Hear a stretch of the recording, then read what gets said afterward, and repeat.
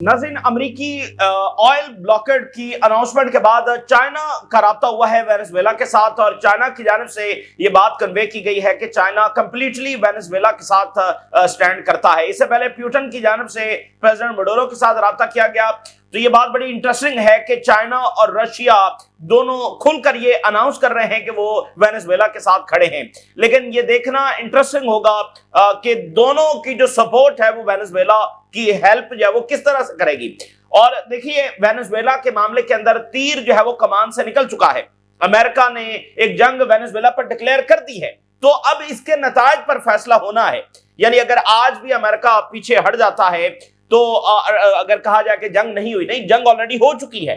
America के वाज़े इरादे हैं यहां पर रिजीम चेंज करने के, और अगर किसी भी वजह से उनको पीछे हटना पड़ता है या वो रिजीम चेंज के अंदर फेल हो जाते हैं तो ये अमेरिका का बहुत बड़ा फेलियर होगा। तो ऑलरेडी डिक्लाइनिंग एम्पायर के अंदर ये एक और डैमेज होगा कि वो अपने उस वेस्टर्न हेमिस्फीयर के अंदर भी एक रिजीम चेंज चाहते हैं और वो नहीं कर सके, और वो पूरी पावर के साथ आए फिर भी नहीं कर सके। तो इसलिए तीर कमान से निकल चुका है। ये जंग भी उन जंगों में शामिल हो चुकी है जो अगला वर्ल्ड ऑर्डर है, जो इन्फ्लुएंस वॉर है, उसमें किरदार अदा करेगी।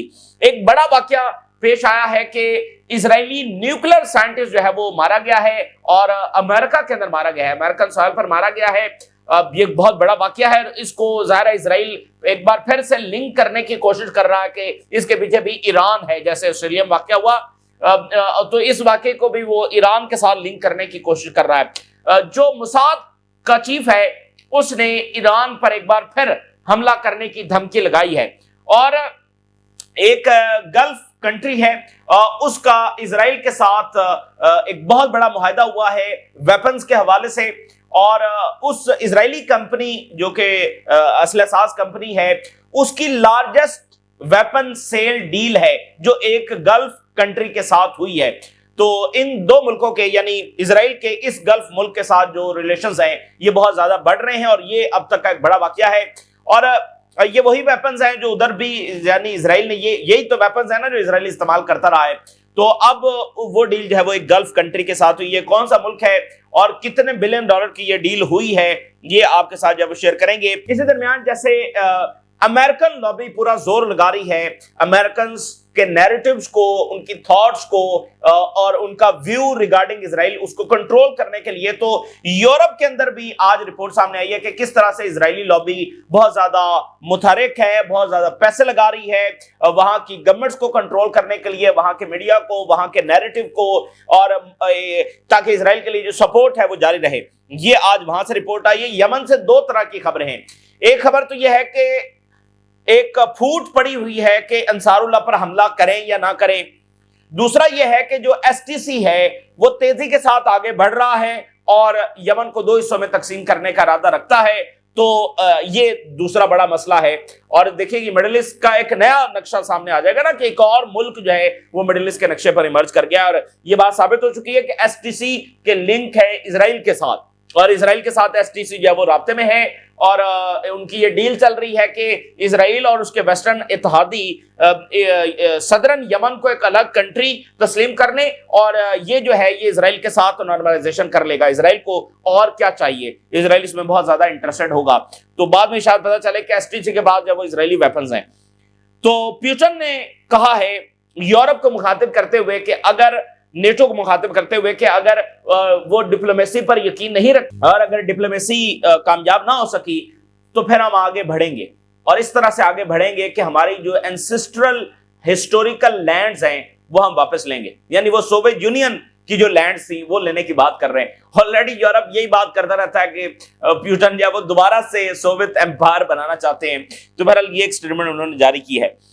सबसे पहले मैं आपके सामने एक बड़ी इंटरेस्टिंग रिपोर्ट शेयर करता हूं, और कैसे दुनिया का ऑर्डर हमें विजिबली तब्दील होता हुआ नजर आ रहा है। कैसे जो यूनिपोलर वर्ल्ड है जिसमें अमेरिका ताकत का मरकज है, टेक्नोलॉजी का मरकज है, दौलत का मरकज है, दुनिया का पुलिसमैन है, जो फैसला उसने कर लिया दुनिया पर वो इंपोज होगा, वो अब तब्दील हो रहा है। प्रैक्टिकली ये तब्दील हो रहा है, जिसके असरात मिडिल ईस्ट पर होंगे, जिसके असरात इजराइल की बदमाशी पर होंगे। आज की रिपोर्ट के मुताबिक चाइना जो है 74 जो दुनिया की की टेक्नोलॉजीज हैं, दुनिया की टेक्नोलॉजीज 74 में से 66 चाइना उसमें लीड कर रहा है, और सिर्फ 8 टेक्नोलॉजीज के अंदर अमेरिका लीड कर रहा है। 74 में से 66 टेक्नोलॉजीज ऐसी हैं जिसमें चाइना लीड कर रहा है। और अगर आप इस सेंचुरी के शुरू में चले जाएं तो ये इक्वेशन बिल्कुल उल्ट थी। चाइना 2-4 में आगे था और अमेरिका जो है वो सब में आगे था, और आज ये इक्वेशन बिल्कुल रिवर्स हो चुकी है। तो जब अमेरिका इजरायली जंगों में मसरूफ था और ट्रिलियंस ऑफ डॉलर्स वहां पर झोंक रहा था, तो चाइना इन टेक्नोलॉजीज में आगे बढ़ रहा था। आज चाइना दुनिया का सबसे बड़ा शिप बिल्डिंग कंट्री बन चुका है, जो कि एक वक्त में अमेरिका हुआ करता था। तो ये वो सारी चीजें हैं जो अमेरिकन ताकत को चैलेंज कर चुकी हैं। इसलिए आप देखिए कि अमेरिका ने ट्रेड वॉर लॉन्च की चाइना पर, अब दूसरे तरीके से सबजुगेट करने की कोशिश की चाइना को, लेकिन वो इसमें कामयाब नहीं हो सके। उल्टा वो खुद कितना ज्यादा डैमेज हुए और एक्सपोज हुए, उनकी ताकत एक्सपोज हुई है। अच्छा, बड़ा वाकया जो पेश आया है कि इजरायली साइंटिस्ट और न्यूक्लियर साइंटिस्ट वो अमेरिका में मारा गया है। MIT nuclear scientist killed inside Brooklyn home, घर के अंदर उसको शॉट किया गया मल्टीपल टाइम्स। अभी ये यानी असैसिनेशन हुई है, किसने किया अभी पता नहीं है। MIT professor of physics and fusion shot dead at his home near Boston, and वहां पर जो बिल एक्मैन है, ये एक बिलियनर है और जाहिर है वो इजरायली लॉबी ही का हिस्सा है और इन्हीं के मजहब का है। सो इसने कहा draws links after Israel MIT professor shot killed at home. तो उसने फिर वो ईरान के ऊपर इल्जाम, यानी ईरान के ऊपर इल्जाम लगाना जब उन्होंने शुरू कर दिया है। तो ये बड़ी इंपॉर्टेंट बात है और इस वक्त ये सबसे बड़ा केस है।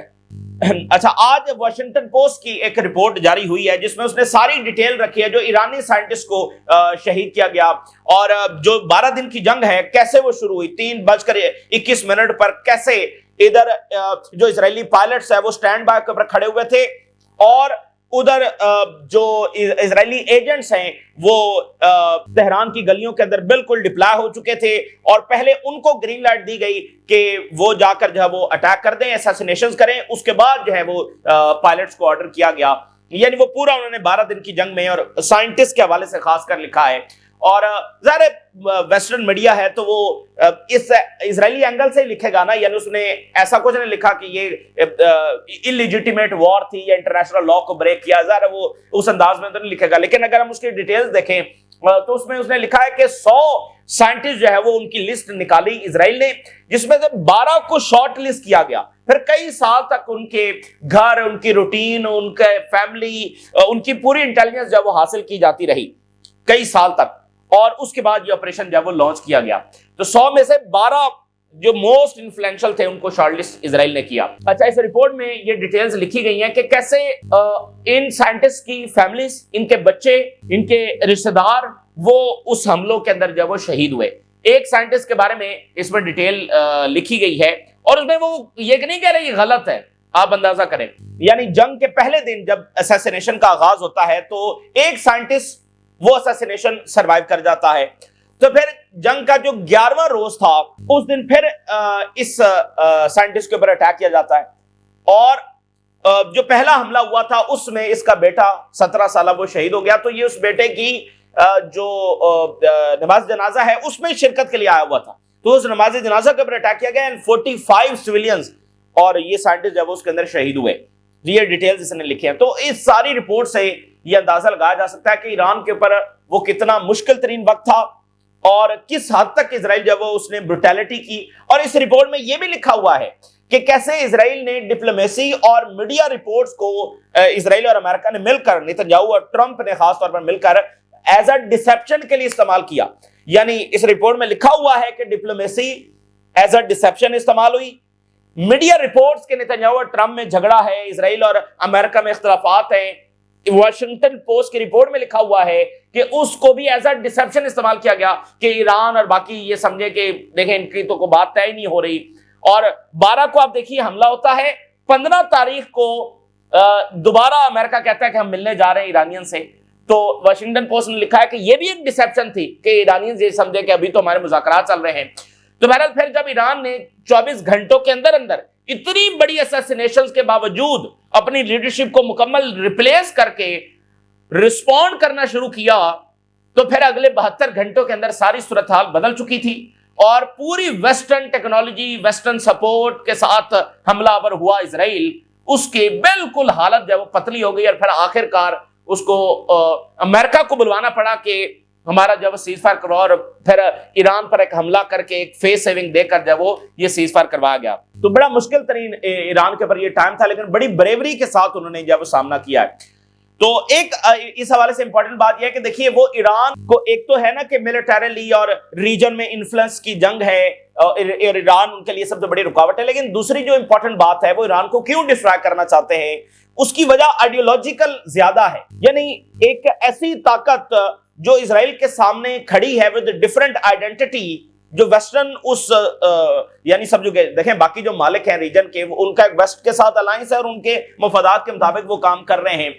तो ईरान जो डिफरेंट आइडेंटिटी के साथ, डिफरेंट आइडियोलॉजी के साथ उनके सामने खड़ा है, तो उनको ऐसी कोई भी एंटिटी पसंद नहीं, तो उनको ऐसी कोई भी ताकत पसंद नहीं आती। काइंड ऑफ लिबिया और इराक के साथ भी यही मसाइल थे, ठीक है ना, एक डिफरेंट आइडेंटिटी और उनके सामने सबजुगेट नहीं हो रहे हैं। तो ईरान तो उन सबसे बढ़कर एक यानी आइडियोलॉजिकल पावर के, तो ये उनका घमंड है कि हमारे सामने कोई टिक नहीं सकता है और हम उसका नामो निशान मिटा देंगे और उसको, उसकी आइडेंटिटी को मिटा देंगे। यानी आप देखें ना, इराक एज एन इराक जो सद्दाम हुसैन का था, जिसकी खास पॉलिसी थी, जिसके खास सपोर्ट थी फलस्तीन के लिए, वो इराक तो आज एग्जिस्ट नहीं करता है। वो शाम जो एक खास शाम था, और वो लिबिया जो एक खास लिबिया था, एक खास उसकी यानी अप्रोच के साथ, खास एक आइडियोलॉजी के साथ, खास एक पॉलिसी के साथ, वो तो आज एग्जिस्ट नहीं करता है।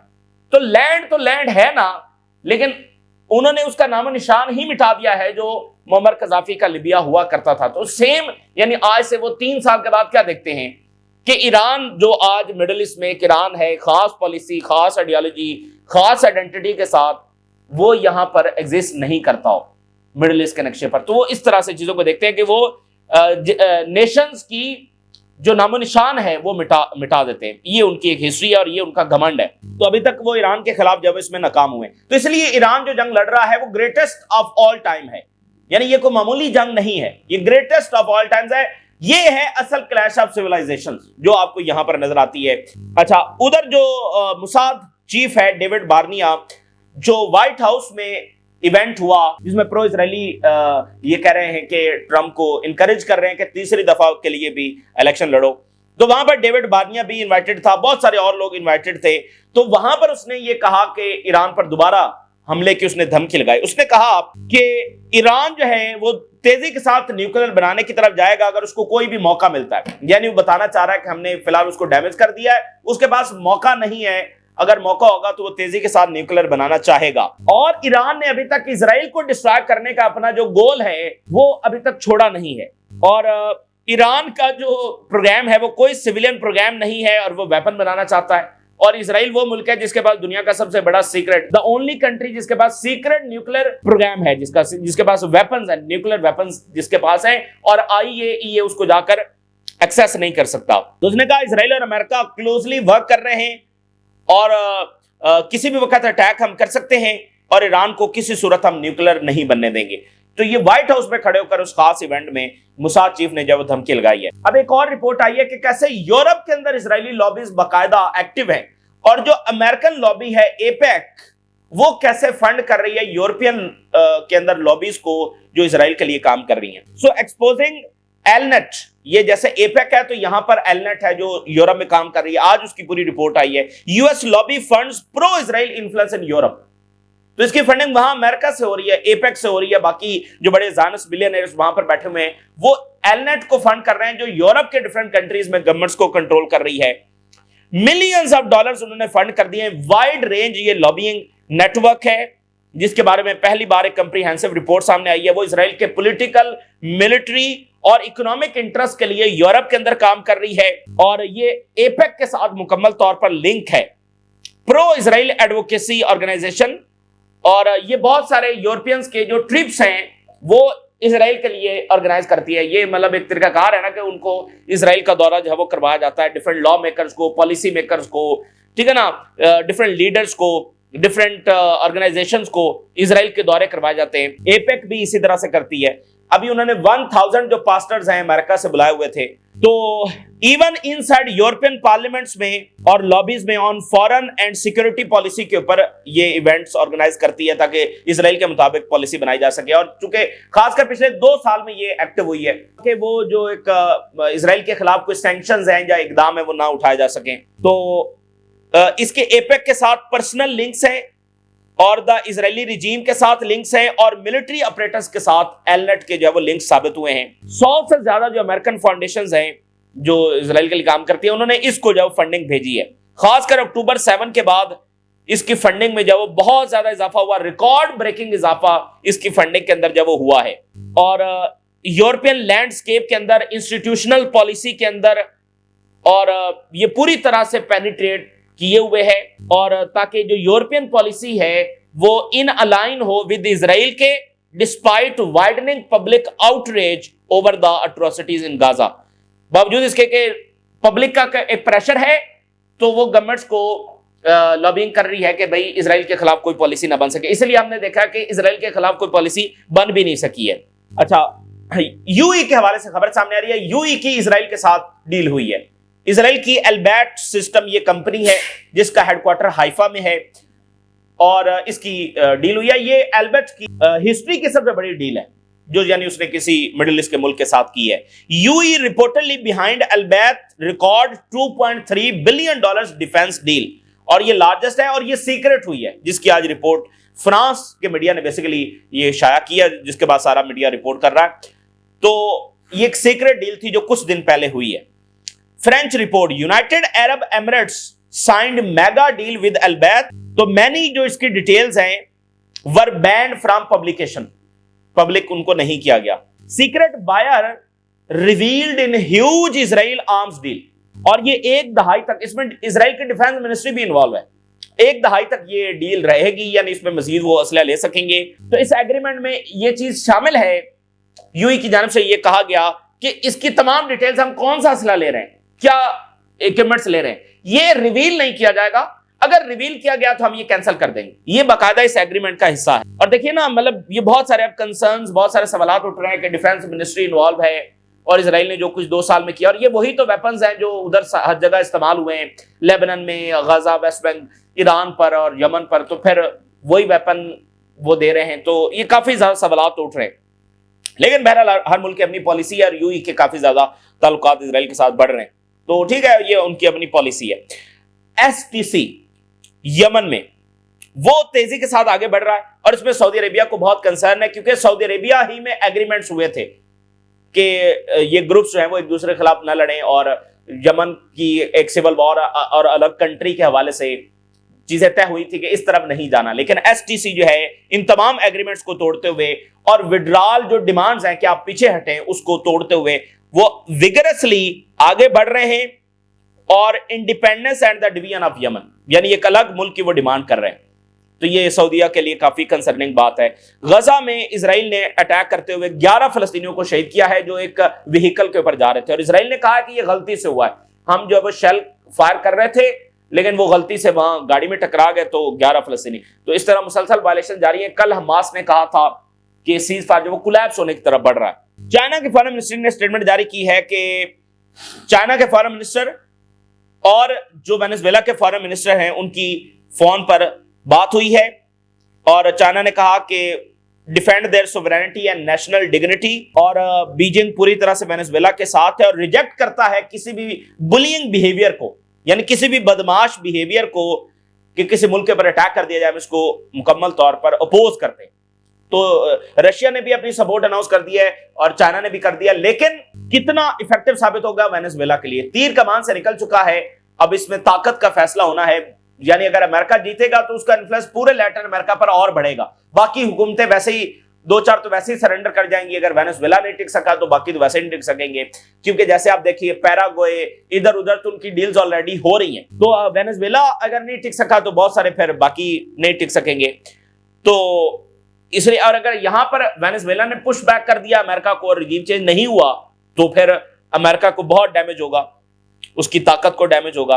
मेक्सिको की जो प्रेसिडेंट है उन्होंने यूनाइटेड नेशन के चीफ को कहा और यूनाइटेड नेशन को कहा to prevent bloodshed in Venezuela, यानी आप देख रहे हैं, सब देख रहे हैं कि वेनेजुएला में आगे क्या होने जा रहा है। तो उन्होंने कहा है कि उस जंग से बचाने की कोशिश की जाए। अच्छा, कोलंबिया में एक इवेंट हो रहा है और उसमें जो ऑर्गेनाइजर्स हैं उन्होंने मरिया को भी बुला लिया है, जिसको नोबेल पीस प्राइज मिला और जो बहुत बड़ी ज़ायनिस्ट है। तो वहां पर बाकी जो पार्टिसिपेंट्स हैं उन्होंने बायकॉट करना शुरू कर दिया है।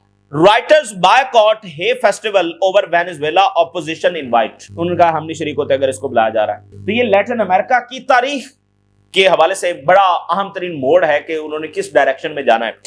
अगर एक बार फिर रिजीम चेंजेस अमेरिका की मर्जी से हुए तो जाहिर है कि फिर एक और लंबा दौर होगा अमेरिकन हेजेमनी के अंदर। वो उनकी फॉरेन पॉलिसी, उनकी इकोनॉमी और सब चीज को कंट्रोल करेगा अमेरिका, और वो आजादाना अपने फैसले नहीं कर सकेंगे। वेनेजुएला ने स्टेटमेंट जारी की है अमेरिकन ब्लॉकेड की अनाउंसमेंट के बाद। उन्होंने कहा हमारा जो ऑयल फ्लीट है वो नॉर्मली ऑपरेट कर रहा है और पीपल ऑफ वेनेजुएला जो है वो परफेक्ट, पॉपुलर, मिलिटरीली और मुकम्मल यूनिटी के साथ है और मुकम्मल तौर पर जब हम सामना करेंगे। तो ये उनकी स्टेटमेंट आ रही है। प्यूटन ने कहा कि ये जो क्लेम्स है कि हम यूरोप के लिए खतरा है, ये नॉनसेंस है और प्योर नॉनसेंस है। ये बिल्कुल एक गलत प्रोपेगेंडा है जो यूरोपियन एलीट का है कि हम यूरोप पर हमला करने का इरादा रखते हैं। लेकिन दूसरी बात उन्होंने की कि अगर हॉस्टाइल पार्टीज डिप्लोमेटिक मेथड्स को अंडरस्टैंड नहीं करती, then we will find the ways in which we can liberate our historical lands. तो फिर हम दूसरा तरीका अपनाएंगे और अपनी जो हिस्टोरिकल लैंड्स हैं वो वापस लेंगे, यानी वो सोवियत लैंड्स की बात कर रहे हैं। और प्यूटन ने कहा है कि हम बहुत जल्दी नए हाइपरसोनिक मिसाइल जो है वो इंट्रोड्यूस करवाएंगे। तो ये इस वक्त ताजा तरीन सूरत हाल जो आपसे शेयर किया, अपनी नजर लगा कर इजाजत दीजिए। अल्लाह हाफिज।